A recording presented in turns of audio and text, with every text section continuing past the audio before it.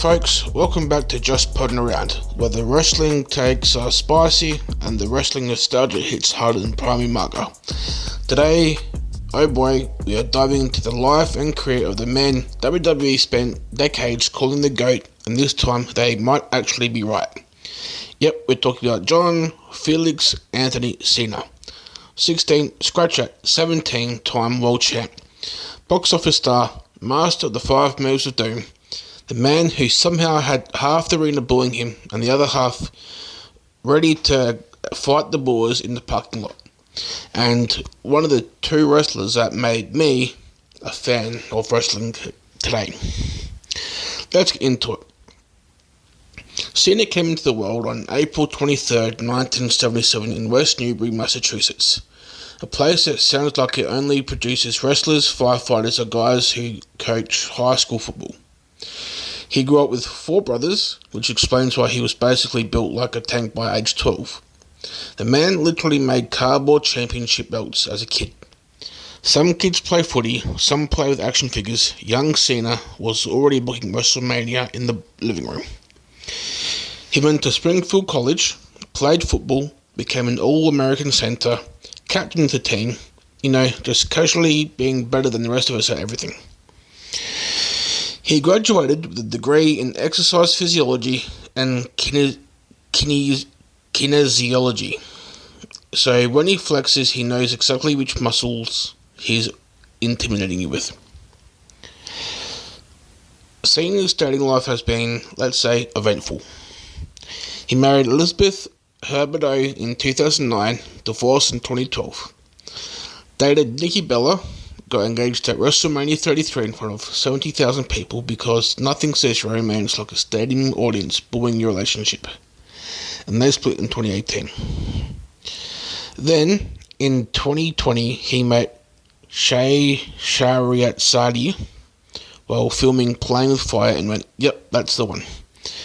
They got married that October with no ringside drama, no work shoot promos, no reality TV tears. And no kids, unless you count the millions of people chanting John Cena sucks as emotional dependence. Cena tried bodybuilding at first, but in 1999, he switched lanes to wrestling.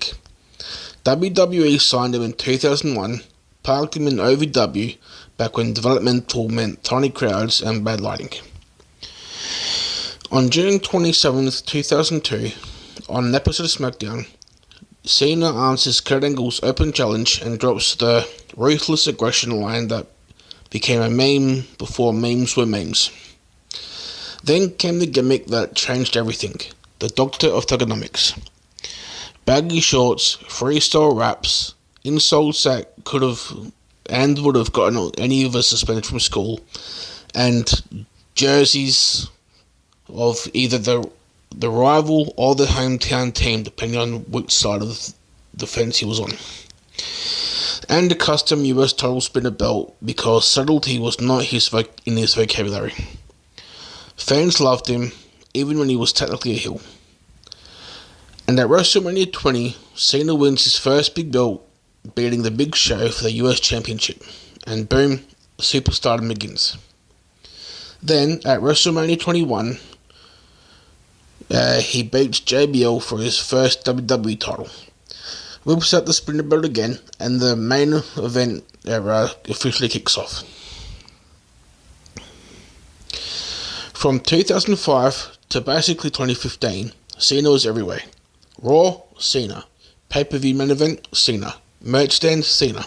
Cereal box, probably Cena. He feuded with everyone. Edge, Batista, Orton, Angle, Big Show, Umaga.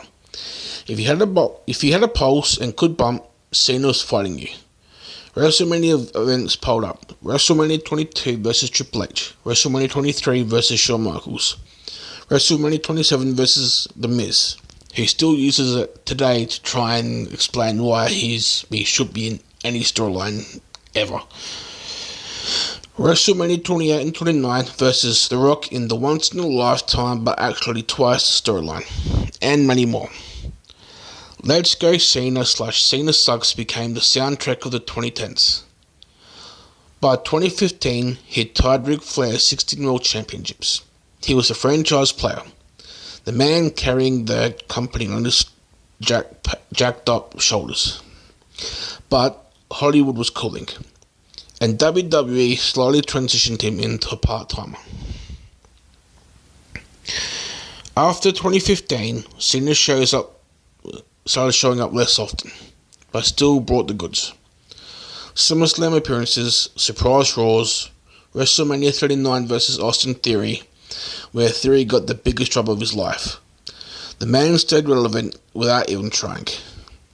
Then the bombshell dropped in 2024. Cena announces he'll retire after 2025. Money in the Bank 2024 sets a tone. Then, 2025 he doubles down. December 13th, 2025 will be my final match. And to cap it off, he beats Cody Rhodes at WrestleMania 41 for his record-breaking 17th world title. History made, legacy secured. Everyone cheers, even the people who had him pretended they always loved him. Classic wrestling fan behaviour. His farewell match, December 13th, 2025. Saturday night's main event, one last ride, one last never give up, where he'll face Gunther. And between all of this, he also won the Intercontinental Championship, although he held it for about 19 days, making him a Grand Slam champion. Look, a lot of wrestlers try to go to Hollywood. Some succeed, some don't. Cena, he walked in and said, "Move over, Dwayne. I brought my own towel." He starts with the Marine in 2006, then 12 Rounds, Bumblebee, Fast 9, and the big turning point, comedy. Trainwreck, hilarious. Blockers, Cena stole the movie. Then James Gunn hands him Peacemaker in the Suicide Squad and the HBO series that followed. That role fit him like the jorts never left. Funny, violent, weirdly emotional, peak Cena. Oh, and he dropped a rap album in 2005. It hit number 15 on Billboard and went platinum, because of course it did. Something that a lot of rappers today haven't even accomplished yet. And he's not even a rapper. Here's the part that nobody can boo. Cena holds a Guinness World Record for the most Make-A-Wish wishes granted. Over 650 wishes. Nobody else comes close. He's done USO tours, charity events, surprise appearances, the works. Massachusetts even gave him his own day. November 10th, 2016. John Cena Day. Imagine having a day named after you in an entire state. My birthday barely gets noticed. His message, never give up, hustle, loyalty, respect, became more than merch slogans. He lived it. And people respected it, even the haters. When Cena hangs up the sneakers on December 13th, 2025, it marks the end of an era. The last true modern company man bowing out on his own terms. He retires with 17 World Championships, a 20-plus year career, main eventing the biggest shows, a Hollywood run still going strong, hundreds of lives touched through charity, and millions of fans worldwide. John Cena wasn't perfect. No wrestler has ever been universally loved, but he was always John Cena. Consistent, driven, relentless. A real-life superhero without the cape, unless Peacemaker counts. So, that's the story of Big Match John. From cardboard belts in Massachusetts to a farewell match in 2025. Let me know what you think. Where does Cena rank in your personal GOAT list? Did you cheer him or boo him? And do you agree with Gunther facing him in his final match? Drop your thoughts, smash the follow button, and always, this is just putting around and you can't see me.